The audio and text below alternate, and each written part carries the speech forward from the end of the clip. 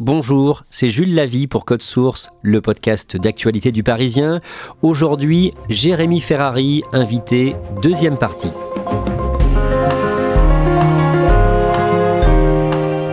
Aux côtés de Florence Foresti ou Jean-Marie Bigard, il va bientôt faire partie du cercle très fermé des humoristes ayant rempli Bercy, l'Accor Arena.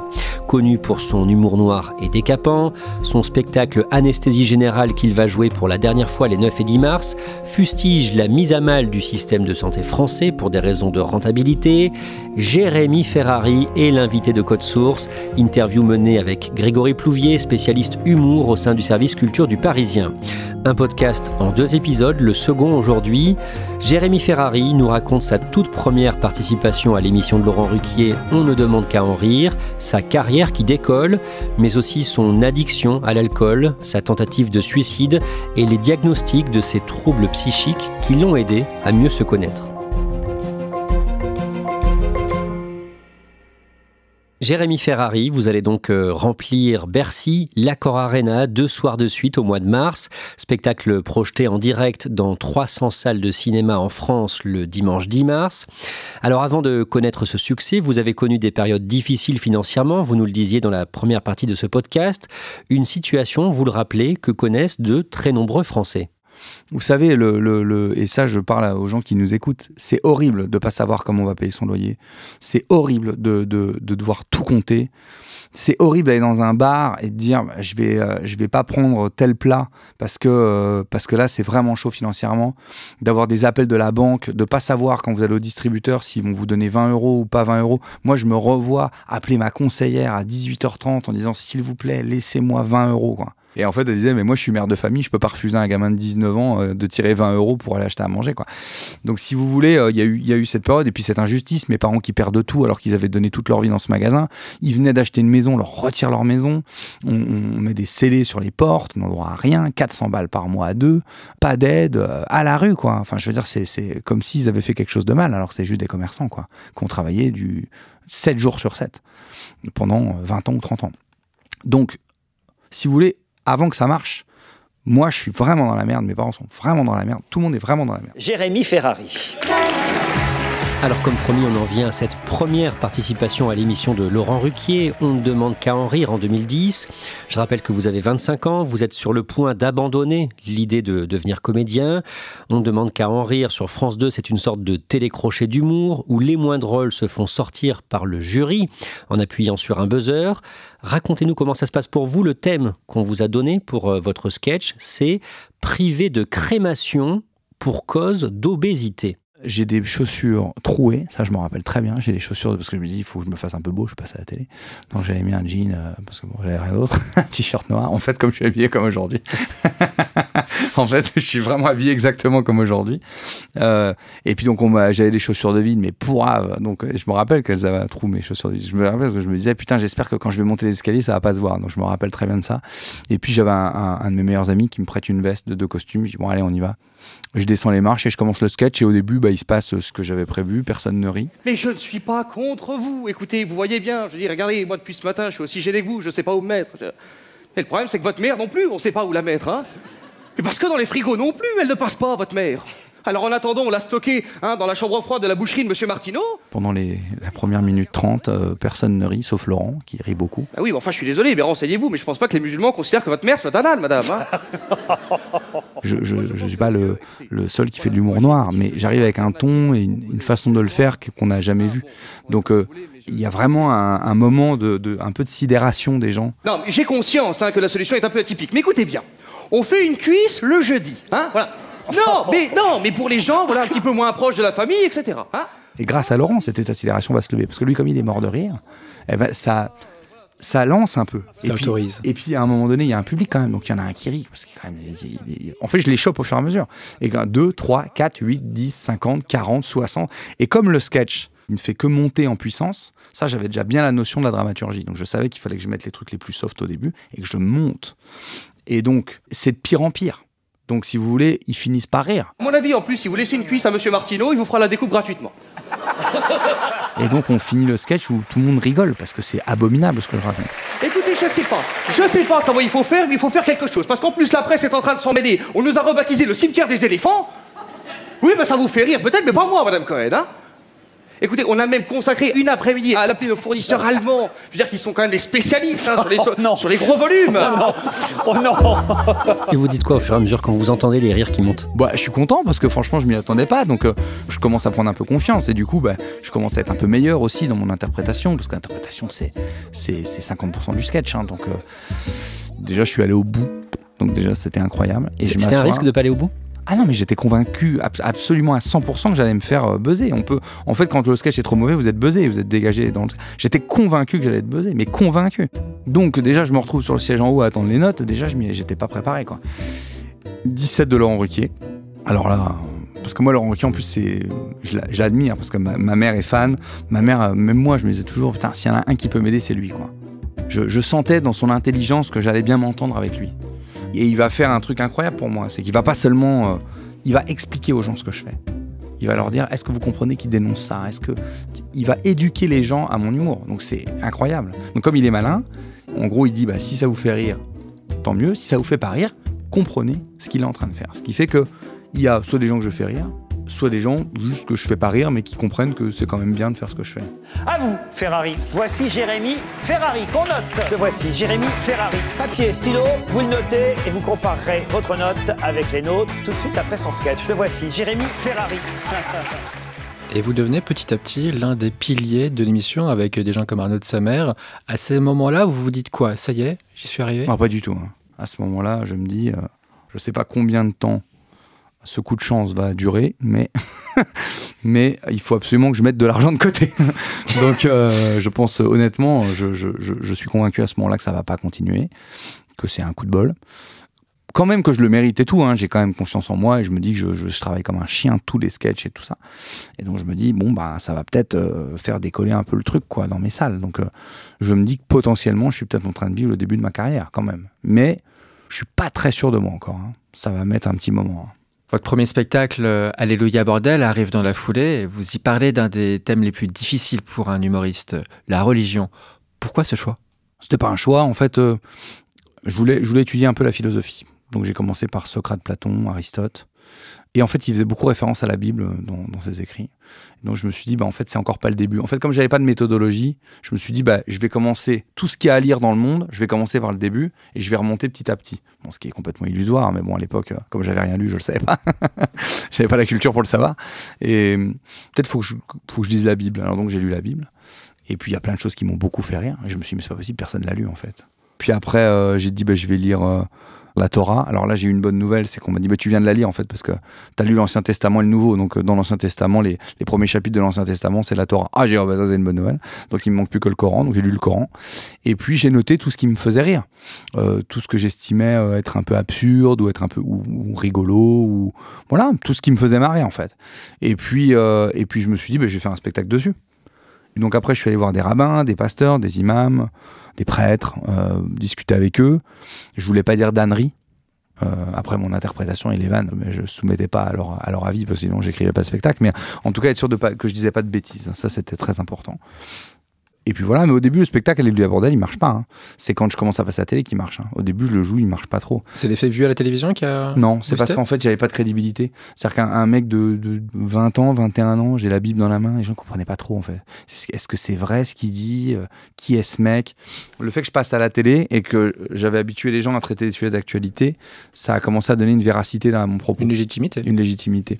Et donc, du coup, ils ont commencé déjà un peu plus à rire. Mais le vrai déclic d'Alléluia Bordel, ce qui va faire le succès d'Alléluia Bordel, c'est quand je commence un jour, parce qu'en fait c'est un jour sur deux, un jour ça rit, un jour ça rit pas, et en fait je me dis putain, en fait il y a encore des gens qui pensent que je raconte des conneries, donc il faut que je descende dans la salle et que je leur fasse lire les extraits, qu'ils comprennent en fait, et c'est ce que j'ai commencé à faire, et là ça a été le déclic de succès d'Alléluia Bordel. Je vais m'approcher, ah non par contre n'essaie pas d'être drôle ni rien, non vraiment souvent les gens après ont honte d'eux. C'est ta femme à côté? Oui. Elle le sait, regarde, elle a déjà honte pour toi. Il fait ça en soirée, madame, il essaie d'être rigolo et après les gens font ah ouais. Allez, attends, je vais m'approcher de toi, pas dans l'espoir d'avoir une relation sexuelle, mais pour que tout le monde t'entende bien. L'homme aux testicules écrasés. Je vous remercie. C'est un petit peu lent, la lecture, hein? Hein? Aïe, aïe, aïe. La consanguinité fait des dégâts dans la région, hein? À ce moment-là, il y a des milliers de personnes qui découvrent votre humour très noir. Vous arrivez à dire des horreurs sur scène, mais ça passe toujours. Comment vous faites pour que les gens acceptent ça? C'est déjà beaucoup de travail. Alors le travail, ça comprend plein de choses. Déjà, ne jamais faire gratuit, ne jamais attaquer gratuitement, c'est très important. Il faut qu'il y ait un petit sujet derrière, quoi. C'est toujours mieux. C'est bien qu'il y ait eu un événement, quelque chose qui fait que vous avez décidé de traiter ce sujet, que vous êtes en réaction et non pas en attaque, en fait. Déjà, ça change la donne depuis le départ. Si vous décidez, par exemple, de traiter, j'en sais rien, moi, du racisme, ben, c'est bien de vous appuyer sur un acte. Surtout si vous devez jouer un raciste. C'est-à-dire que moi, je fais de la caricature, donc je vais jouer un raciste. Donc c'est bien si je me réfère à un fait d'actualité, parce qu'on comprend que c'est une forme de dénonciation. Donc déjà, pas gratuit. Énormément travailler son sujet pour être extrêmement drôle. C'est-à-dire ne jamais louper sa cible. Parce qu'en gros, moi je vous vois comme des cibles. Je dois vous faire rire. Donc il faut pas que je loupe. Si vous avez ri, je vous ai dans ma poche. Donc c'est si vous ne riez pas que vous pouvez m'en vouloir. Mais il faut que je vous fasse rire. Donc ça marche pas à tous les coups, mais il faut voir au maximum. Et puis après, honnêtement, je pense que c'est vraiment ce que vous dégagez dans votre voix, dans vos yeux. Et je pense que les gens, que ça se ressent vraiment très fort qui je suis. Et j'insulte les gens, je leur dis des choses mais abominables. Mais vous savez, des fois je vais descendre dans le public et les gens ils me disent t'as pas l'air en forme. Des fois je fais des conneries, la personne me dit j'ai un cancer, je vous jure, je vanne la personne. Et en fait tout le monde rit, mais même la personne. En fait, il n'y a pas de limite. J'ai eu des fois des gens dans des salles, je pense que 99% de mes collègues humoristes se seraient juste excusés, mais moi je fais toujours une vanne, j'aurais toujours. En fait, il y a quelque chose où on sent qu'il n'y a pas la moindre once de méchanceté dans ce que je dis.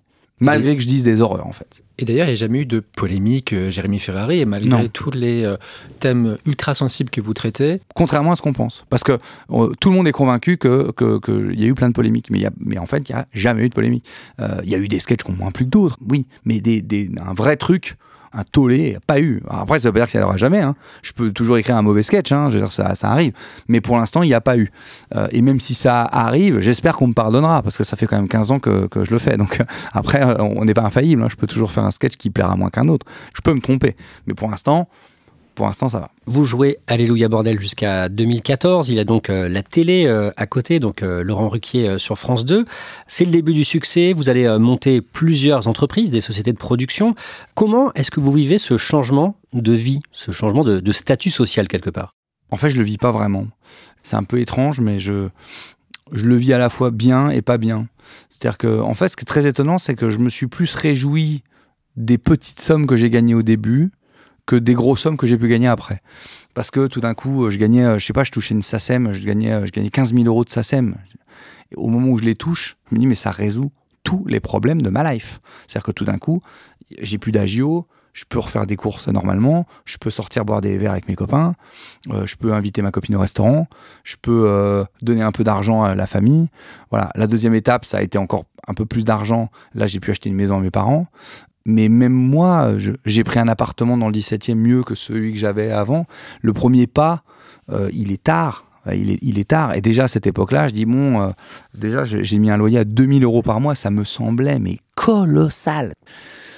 En vrai, l'argent que je gagne au départ, je sais pas vraiment quoi en faire. Vous voyez, moi, à partir du moment où j'ai un bel appart, je peux aller en vacances. J'ai acheté une maison à mes parents. Enfin, j'en fais quoi de l'argent? J'ai pas les vêtements de luxe, je vois pas l'intérêt. Donc, c'est là où on commence à avoir envie de monter société. On se dit, mais en fait, cet argent, on peut l'investir dans des artistes, etc., etc., etc. Et là, comme je dis toujours, je me lève encore dans ma maison le matin en me disant, c'est incroyable, cette maison magnifique que j'ai. Alors maintenant, ça fait 15 ans que je gagne très bien ma vie, donc je me suis habitué évidemment à ce train de vie, mais après je suis pas dépensier. Je le dis aux cambrioleurs, j'ai rien de valeur chez moi, j'ai pas de tableau, j'ai pas de montre, je n'achète rien de valeur, ça m'intéresse pas en fait. J'ai pas envie d'acheter une montre à 50 000 €, je trouve ça débile en fait. Quand votre carrière décolle, du coup, vous en êtes où au niveau psychologique, au niveau de votre psychisme et au niveau de vos addictions? Est-ce que c'est là que vous commencez à boire plus et de façon problématique? Non, non, c'est pas du tout là. C'est bien plus tard. Non, mais je bois toujours de manière problématique, mais sauf que je bois pas tous les jours. Tous mes proches pourraient vous dire, à l'époque, quand ils buvaient, c'était problématique, parce que je ne m'arrête pas de boire. C'est-à-dire que je commence à 18h, ou je peux commencer à 10h s'il y a un truc qui fait qu'on commence à 10h, je ne m'arrête pas. C'est-à-dire s'il y a un repas de midi, et que je commence à boire à 10h, je suis incapable de m'arrêter de boire. Donc là où les gens à 15h, ils vont rentrer chez eux, moi c'est impossible. Je continue de boire jusqu'à ce que je tombe le soir à minuit ou 1h du matin. Donc je bois déjà de manière problématique, mais je bois pas tous les jours. Je maîtrise les jours de consommation. Donc ça va. On dit juste c'est un bon vivant, bon voilà, les conneries qu'on dit quand il y a des gens qui boivent trop. Il aime la vie, un épicurien, bon voilà. Donc à ce moment-là, j'ai toujours mes maladies invisibles, évidemment. Donc je vis avec toutes les phases émotionnelles qui me traversent dans la tête. Mais de toute façon, la vie, elle est tellement déjà dure, si vous voulez, avant que ça commence à marcher, la vie est déjà tellement rude qu'en réalité, j'ai pas trop le temps de me plaindre. J'ai évidemment des crashs émotionnels, des crises d'angoisse, des crises de parano, des crises... Enfin, j'ai 1,5 milliard de trucs qui se passent dans ma tête, mais j'ai le quotidien à gérer qui est dur. Et voilà, et je suis plus jeune, donc j'essaie de voir des spécialistes qui me disent qu'il n'y a rien qui va. Évidemment, dès que je bois une goutte d'alcool, j'ai envie de pleurer, j'ai envie de mourir, parce que bon, il y a tout qui ressort. Bon, je vis toute cette période-là, mais je me dis, bon, ça va passer, c'est parce que la vie, elle n'est pas facile. Le 16 janvier 2016, vous participez à l'émission de Laurent Ruquier « On n'est pas couché ». Le Premier ministre Manuel Valls est l'invité principal. Avant ce rendez-vous, Laurent Ruquier vous conseille de rester plutôt prudent, de ne pas trop bousculer le chef du gouvernement. Mais ça ne se passe pas comme ça. Vous l'interpellez notamment sur la présence de l'homme fort du Gabon, Ali Bongo, au défilé en hommage aux victimes de l'attentat de Charlie Hebdo 1 an plus tôt. Vous lui dites quoi en résumé ce soir-là ? Alors, je tiens quand même à revenir sur une chose, parce que c'est important. Quand Laurent Ruquier me dit « ne bouscule pas trop le Premier ministre », c'est pas pour protéger le Premier ministre, c'est pour me protéger moi. Parce qu'il faut bien remettre dans le contexte, quand on démarre la promo de Vente de pièces à Beyrouth, qui est un spectacle donc, qui traite du terrorisme, il y a la tuerie du Bataclan. Tout le monde est sous le choc, tout le monde est... Voilà. Évidemment, les ventes de billets de spectacle s'arrêtent net, et moi, on m'annule toutes mes promos. Parce qu'un spectacle d'humour sur le terrorisme, alors qu'on est encore en train d'enterrer les victimes, si vous voulez, évidemment, ça n'est pas possible. Donc voilà, et en fait, il m'appelle quelques jours avant pour me dire, écoute, ta tournée est en grande difficulté, puisque plus personne n'a envie d'aller au théâtre ni de te recevoir, et on va vraiment dire que le spectacle est génial, et on va te mettre une belle place dans l'émission. Donc, il y a Manuel Valls qui va venir, prends pas trop de risques, parce qu'en plus, il va aller sur ce sujet-là, du Bataclan et tout ça. Si tu fais un débat avec lui et que t'es pas à la hauteur du débat, tu vas te décrédibiliser parce qu'il va parler de ton sujet. Et ça serait dommage de gâcher ta promo. Et après, tu fais ce que tu veux. Emmanuel Valls est Premier ministre. Il est Premier ministre. Et vous êtes face à lui. Et je suis face à lui. Et puis, effectivement, il va déblatérer tout un tas d'absurdités. Tout est, à mon sens, à vomir. Et puis, à un moment donné, il y a une espèce de truc d'image, de photo, où on voit François Hollande au bras de Ali Bongo pour la marche pour la liberté d'expression. Et là, Laurent... se dit, peut-être je peux lui donner la parole là-dessus. Et donc Laurent dit, qu'est-ce que vous en pensez, Jérémy ? Et donc on se met à parler d'Ali Bongo. Répondez simplement à ça. Comment vous expliquez qu'Ali Bongo se retrouve en première tête d'une marche pour la liberté d'expression? Ce que je veux dire simplement, c'est qu'on peut après rentrer dans des détails, parce que c'est là où vous allez nous perdre, parce que c'est ce que vous faites en fait. Non. Vous posez une question et vous nous perdez. Non, moi, je vous réponds simplement. Je peux répondre à vos questions. Attendez, vous laissez répondre le Premier ministre. Non, je vous assure, j'ai terminé dans 2 phrases. Moi, ce que je vois simplement, c'est que là, vous êtes venu nous parler de deux choses ce soir, après les événements. Un livre sur vos plus beaux discours après les morts, c'est formidable, on trouve ça génial, ça va vachement nous aider. Et la deuxième chose, je suis désolé, c'est une loi qui ne concerne personne.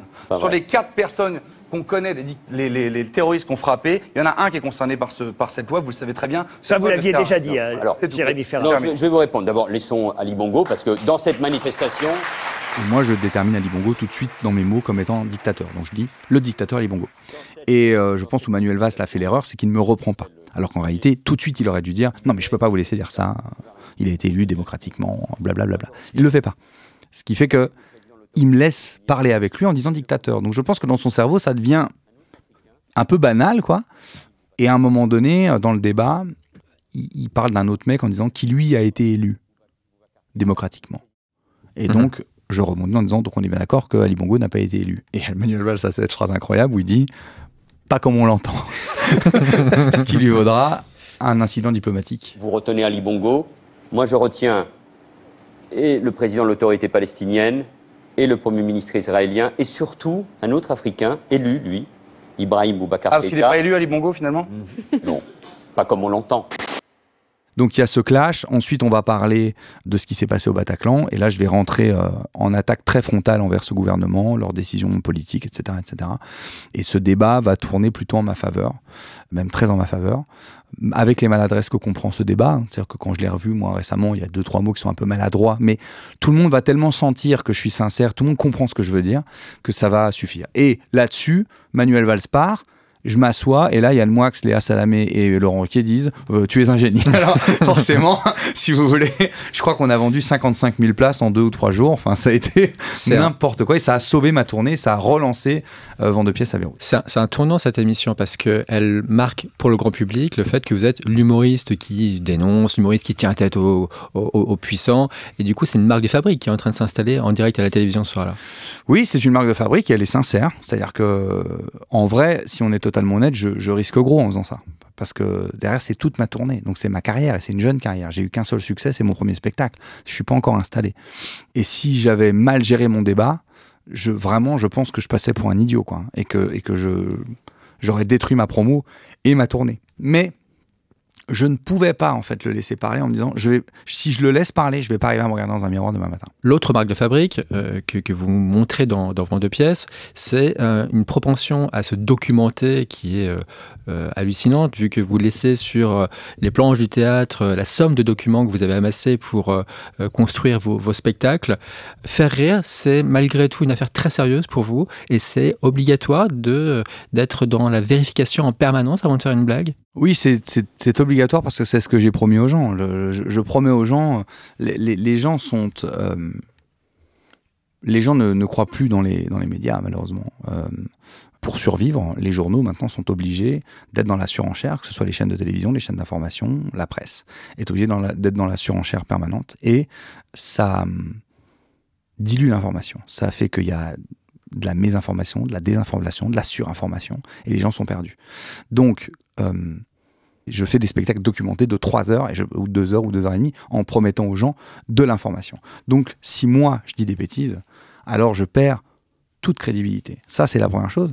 Et la deuxième chose, c'est que ça s'appelle juste du respect. C'est-à-dire que quand je promets aux gens quelque chose, et alors il faut tenir sa promesse. Donc, je travaille énormément mes sources. Ça ne veut pas dire que je dirai jamais de bêtises. Mais si je dis une bêtise, ça sera toujours avec un article ou 2 ou 3 à la clé, quoi. Vent de pièces à Beyrouth est un succès populaire et malgré ce succès, vous vous sentez toujours très mal au fond. À quoi ressemble votre vie pendant ces années-là? Je travaille tous les jours. Donc, les premiers temps, je ne bois que le soir, par exemple. Donc, en fait, la journée, je fais que travailler comme je fais maintenant. Je vais même faire du sport. Et sauf que quand je rentre du sport, là, je commence à boire des litres de rosé le soir, 2 bouteilles, 3 bouteilles, 4 bouteilles. Et je suis jeune et j'ai une bonne constitution, donc je tiens bien le choc de ça. Ce qui fait que le lendemain, j'arrive à dormir 4-5 heures, à être en forme et à recommencer. Donc, au début, c'est des journées assez normales. Après, je suis évidemment tiraillé par mes troubles de mes maladies invisibles, parce que je suis obsessionnel compulsif, obsessionnel idéatif, trouble de l'attention avec hyperactivité, donc je suis tiraillé. Mais bon, si je vous raconte à ce moment-là ce qui se passe dans ma tête, ça va pour des heures. Mais dans les grandes lignes, c'est des crises, quoi. C'est-à-dire que vous êtes très de bonne humeur, plus du tout de bonne humeur. Les rapports avec les gens sont très compliqués. Vous avez des crises d'angoisse, des crises de parano, vous dormez plus, vous avez des crises de larmes, vous avez envie de mourir, vous avez des idées noires en permanence. Et puis moi, j'ai des obsessions, donc je vois des flashs, des images horribles dans ma tête tout le temps. Donc j'ai des parasites internes dans mon cerveau qui pourrissent ma vie, mon quotidien, mes pensées, mes relations amoureuses, mes relations amicales. Voilà. Mais dès que je travaille, ça va. Donc je travaille tout le temps. En 2016, en début d'année, pendant une période de plusieurs mois, vous sombrez complètement dans l'alcoolisme, vous ne dormez plus que quelques heures par nuit. Et un soir, le vendredi 27 mai 2016, vous êtes dans un hôtel d'Aix-en-Provence pendant votre tournée pour Vent de pièces à Beyrouth. Le lendemain, vous êtes attendu à Nice. Vous vous disputez avec votre compagne, vous en parlez sur scène et vous racontez aussi que vous avez failli vous suicider. Vous êtes monté sur le rebord de la fenêtre de cet hôtel et vous avez eu envie de sauter. J'avais déjà eu des moments dans ma vie où en dépression, avec des cachets devant moi, où je me dis je vais prendre des cachets, je vais disparaître, blablabla, des trucs un peu comme ça. Mais l'envie n'était...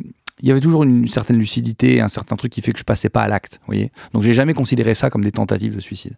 Mais ce jour-là, il y a vraiment eu un décrochage de mon cerveau.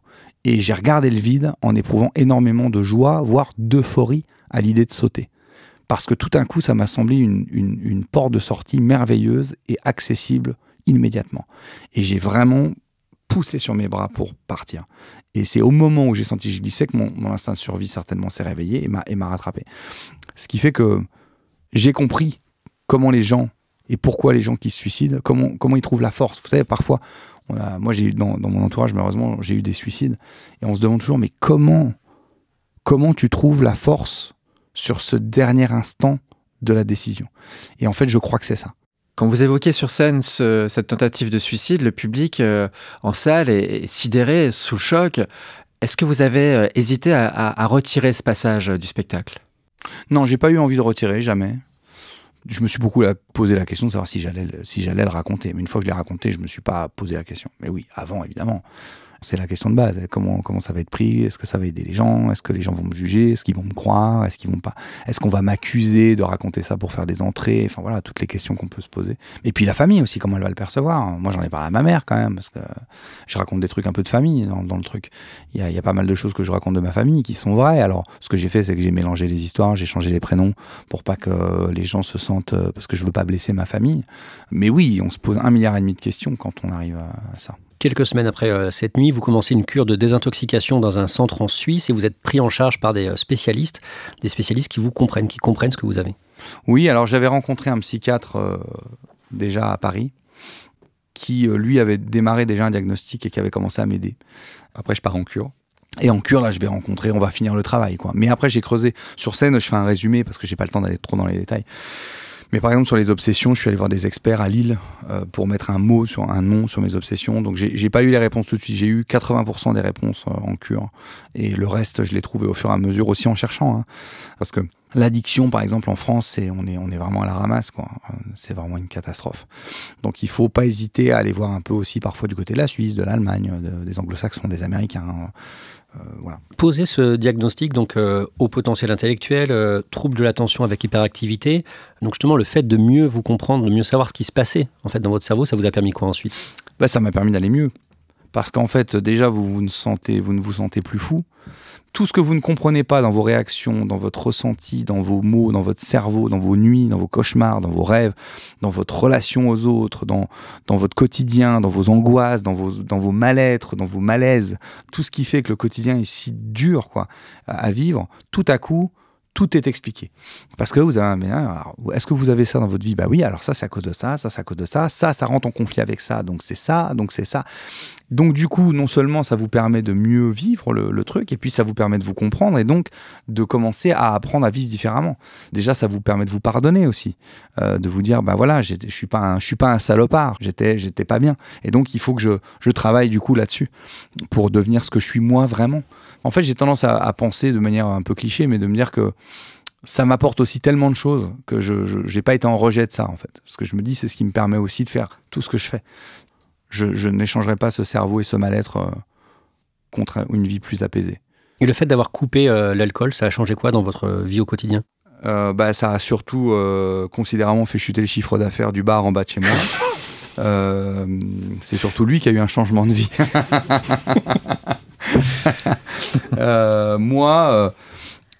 Moi, ça m'a juste forcé à me discipliner. Bon, après, moi, je faisais pas la fête. Hein. J'allais boire tout seul. Hein. Donc, j'étais pas un mec... je sortais pas vraiment en boîte, en soirée et tout, ça m'intéressait déjà pas. Donc, je buvais tout seul chez moi, en travaillant, généralement. Donc, ça a juste changé mon humeur, ma forme, mon sommeil. Ça a juste amélioré ma vie, mon rapport aux autres. Ça a tout stabilisé d'arrêter de boire. C'est-à-dire que tout à coup, j'ai pu voir l'état des lieux. C'est-à-dire que tant que vous êtes sous alcool, sous drogue, comment vous voulez savoir ce qui est dû à quoi? Cette dépression, elle est due au trop d'alcool, au trop de drogue ou pas? Et le manque de sommeil qui va avec, pas de sport, et l'alimentation pourrie qui va avec, souvent les gens qui boivent trop. Enfin bon, il y a rien qui va. Donc d'abord, on s'occupe de ça et après, on voit ce qui reste. À partir de 2018-2019, vous préparez un spectacle sur la santé qu'on a déjà évoqué. Et avec votre équipe, vous faites un gros travail de documentation, comme pour Vent de pièces à Beyrouth. Vous commencez à jouer ce spectacle en janvier 2020, mais quelques semaines après, tout s'arrête avec l'épidémie de Covid et le confinement. Bah ouais, donc encore une fois, rebelote, un événement terrible va mettre en péril ma tournée, mon spectacle, sur le thème de mon spectacle, donc comme pour Vent de pièces à Beyrouth. C'est un spectacle qui aurait pu finir à la poubelle, le mot est fort, mais c'est un spectacle qui aurait pu connaître une vie très courte. Ah, évidemment, parce que j'avais vendu tous les billets de ma première année de tournée avant de démarrer. Donc je ne sais plus combien on avait de billets à vendre, 100 000 je crois, 120 000, on avait tout vendu avant de démarrer. De là, on joue 30 dates, on arrête, et là on commence à décaler les dates. La majorité des artistes ont vu les gens demander des remboursements, évidemment. Et donc les tournées se sont vidées. Donc il y a plein d'artistes, même quand on leur a dit c'est bon, vous pouvez retourner jouer, ils ne pouvaient plus, parce que les salles étaient vides. Donc si vous en êtes là, vous n'avez plus qu'à annuler le spectacle. Il y a plein de gens qui ont fait ça. Plein de gens qui ont dû mettre le spectacle à la poubelle. C'est-à-dire que j'aurais dû mettre le spectacle, un des plus importants de ma vie, à la poubelle. Mais c'est pas ce qui va se passer. Les gens vont conserver leurs billets et même continuer d'acheter des billets. Alors c'était complètement hallucinant. Mais tous les promoteurs locaux de région m'appelaient en me disant on comprend pas. Les gens restent. Il n'y a pas de remboursement. Et quand il y a du remboursement, il y a d'autres qui rachètent dans la foulée. Ce qui fait qu'on a pu prendre ma tournée avec tous les gens dedans, décaler de 2 ans et recommencer, reprendre. Et c'est comme ça qu'on va arriver à ces 2 dernières dates d'anesthésie générale, les 9 et 10 mars, à l'Accor Arena. L'année dernière, vous avez tourné un film dont vous êtes l'un des personnages principaux, aux côtés de l'actrice franco-iranienne Golshifteh Farahani. Ça s'appelle Rokia, film réalisé par Saïd Beltibia, membre du collectif Courtrajmé. Ce film a été produit par Lajli, un film sombre.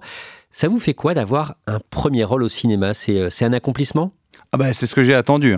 Vous m'avez pas vu au cinéma exactement pour cette raison. C'est-à-dire que non, mais parce que j'ai pas été boudé du cinéma. Le cinéma, il est venu me proposer plein de trucs, mais c'était des trucs que je trouvais pas assez originaux ou un peu trop convenus.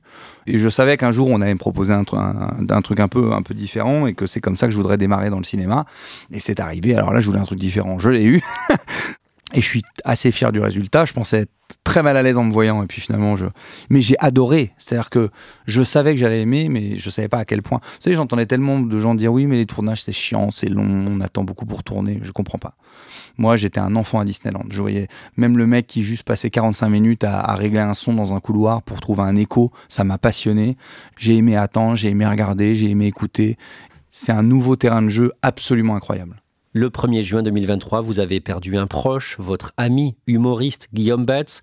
Il avait 36 ans, Guillaume Batz qui souffrait de la maladie des os de verre. C'est vous qui avez découvert son corps après avoir enfoncé sa porte. Tout le monde était inquiet de ne pas avoir de ses nouvelles. Guillaume Batz, vous étiez vraiment proche de lui. C'était quel genre d'homme ? Moi, c'était comme un petit frère. Je l'ai toujours vu comme ça. J'ai démarré ma carrière en même temps que lui. On a toujours été proches. J'ai d'abord été son auteur et son metteur en scène, ensuite son producteur, et avant tout son ami. Le dernier Nouvel An qu'il a passé, c'était avec moi, c'était chez moi, il faisait en vacances chez moi. Enfin bon, c'était vraiment... Vous avez coécrit son dernier spectacle avec lui ? Ouais, on produisait et j'ai coécrit effectivement son dernier spectacle qui venait de démarrer. Guillaume Batz, c'était un mec incroyable en fait, de joie et d'agacement en même temps. C'est-à-dire que nous on avait un rapport très fort parce que on se disputait beaucoup parce que moi je voulais tout le temps le pousser plus pour qu'il soit meilleur sur scène. Lui il aimait profiter de la vie, il aimait pas se prendre la tête, comme il m'a dit pas très longtemps avant de mourir. Moi je t'envie pas, moi j'ai pas envie d'avoir ta vie. J'ai dit en même temps, si j'ai pas ma vie je peux pas te payer. C'est parce que j'ai cette vie que toi t'as la tienne. Donc c'était toujours des trucs entre nous. Je l'ai engueulé 1500 fois parce que on devait faire des répétitions avant les fêtes de Noël. Lui voulait partir en vacances de Noël. J'ai dit c'est hors de question. Moi je pars pas en vacances pour te mettre en scène, donc je vais pas t'attendre. Il arrivait, il connaissait pas son texte, ça me rendait dingue. Je le renvoyais chez lui en gueulant. Je disais retourne chez toi, tu reviendras quand tu sauras ton texte. Et donc il avait cette personnalité qui faisait qu'il était toujours de bonne humeur, toujours souriant, toujours en train de faire le con. Il était très en demande tout le temps d'affection, de câlins, de trucs que je ne lui donnais moi pas. Donc c'était la grande vanne avec moi. Il me disait allez viens me faire un câlin. J'ai dit non, c'est hors de question. Donc c'était toujours une vanne comme ça entre nous. Et puis c'était quelqu'un d'extrêmement talentueux. J'en ai marre, Jérémy. J'en ai marre. Tous les gens qui me donnent des rôles dégradants et humiliants. Un nain de Blanche-Neige, Quasimodo. Maintenant ça, j'en ai plein le cul, Jérémy. J'en ai plein le cul, c'est ok ? Tu sais quoi ? Va te faire aucune espèce de merde. J'ai l'impression que le rôle te plaît pas. Non, il me plaît pas, Jérémy, le rôle. Non. Alors maintenant, oublie-moi une bonne fois pour toutes. C'est clair ? Je me casse. Eh ben, c'est ça, casse-toi. T'es vraiment un sale petit ingrat. Oui, allez, c'est ça, allez, remonte, dégage. On continue cette soirée sans lui, on n'a pas besoin de lui. On continue cette soirée dédiée aux femmes ce soir. Attends.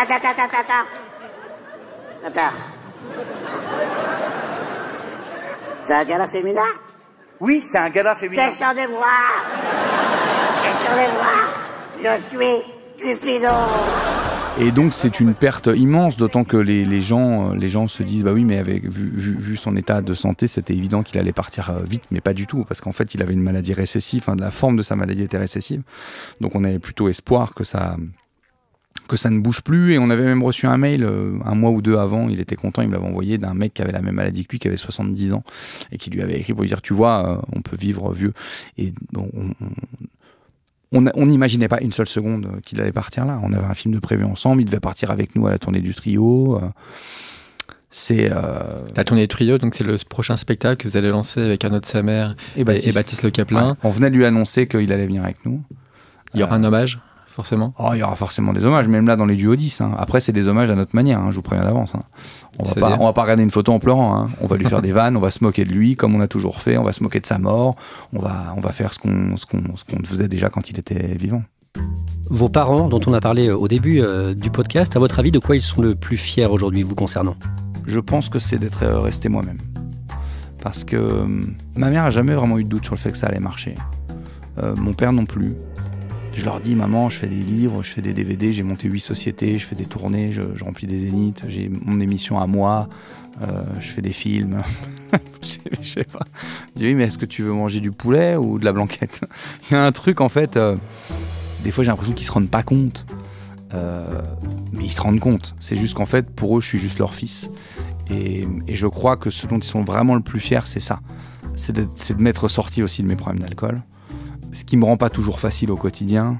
Ce qui me rend moins festif à Noël et à Nouvel An. Ce qui me rend moins... Mais ils savent que c'est comme ça que j'ai besoin d'être aussi pour tenir. Ils me voient pas beaucoup. C'est dur, des fois, le téléphone, je loupe les appels, machin. Mais ils savent que je suis le même, quoi. Ils se disent, en fait, on l'a bien élevé. Il est resté comme on voulait qu'il soit.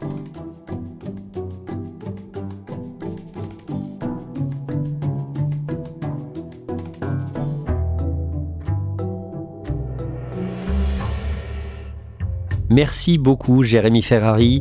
Les dernières d'Anesthésie Générale, c'est les samedis 9 et dimanche 10 mars à l'Accor Arena. Le dimanche, ce sera à voir en direct dans 300 salles de cinéma en France. Un grand merci à vous, Grégory Plouvier.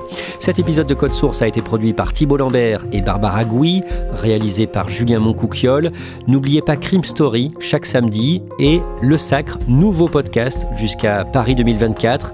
Entre le 14 février et le 24 juillet, chaque mercredi, un ou une médaillée d'or olympique raconte à Anne-Laure Bonnet son chemin vers le sacre.